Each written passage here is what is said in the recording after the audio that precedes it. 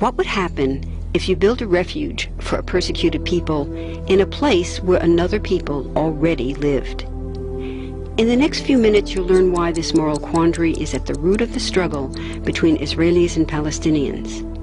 First, there are a couple of things it's helpful to understand. One, many Jews fled harsh persecution in anti-Semitic Europe, especially the Nazi Holocaust.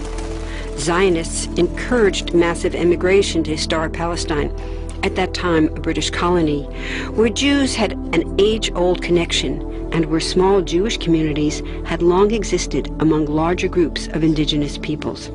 But when the UN offered the Jewish immigrants the majority of the land for a new state called Israel, for the indigenous Palestinians who lived there, it was a massive destruction of life. They rejected the UN's partition plan, and several Arab states invaded the new state of Israel. Israeli forces essentially erased over 400 Palestinian villages and towns. By the end of the fighting, Israel controlled 78% of historic Palestine. And when 750,000 Palestinians who fled or were expelled during fighting tried to return to their homes where the new state now stood, they were permanently barred by the Israeli government. While over 100,000 of their relatives and neighbors who hadn't left became second-class citizens of the new state, along with the new Jewish majority. Today, Palestinian refugees and their descendants number in the millions. Most are in the Gaza Strip, the West Bank, and Jordan. Many are spread throughout the world, with millions still living in refugee camps, seeking to return to their homeland. To sum up, one group of refugees found a much-needed home, but in the process, a new group of refugees was created. Here's the second thing to understand. Israel was founded as a Jewish state. But now ask yourself, what exactly does that mean? People had lots of ideas about what a Jewish state should look like. Some called for equality for all citizens. But what was created, in practice, was institutional discrimination against non-Jews. In other words, Israel ended up being built on a blueprint of exclusion. The Israeli government wants maximum land and resources for Jews, but not the Palestinians living there.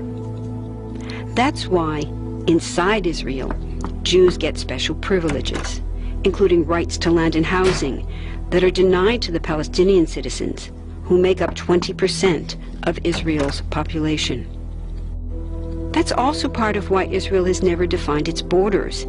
In fact, they still hold on to land, the West Bank and Gaza, that they conquered in the war in 1967. Since then, Israel has built Jewish settlements throughout the occupied West Bank, building Jewish-only cities and supplying them with infrastructure like roads and army camps, schools, and even a college.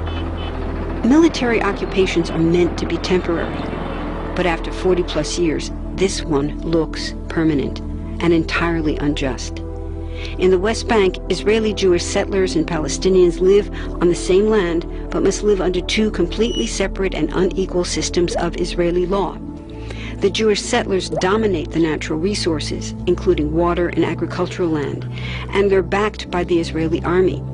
To maintain the occupation, Israel has demolished thousands of Palestinian homes and orchards, confiscated Palestinian land, bombed a captive civilian population in Gaza, and punished resistance with raids, arrests, and assassinations, all to gain maximum land, while making life so difficult for Palestinians that they will either leave or be too afraid to resist.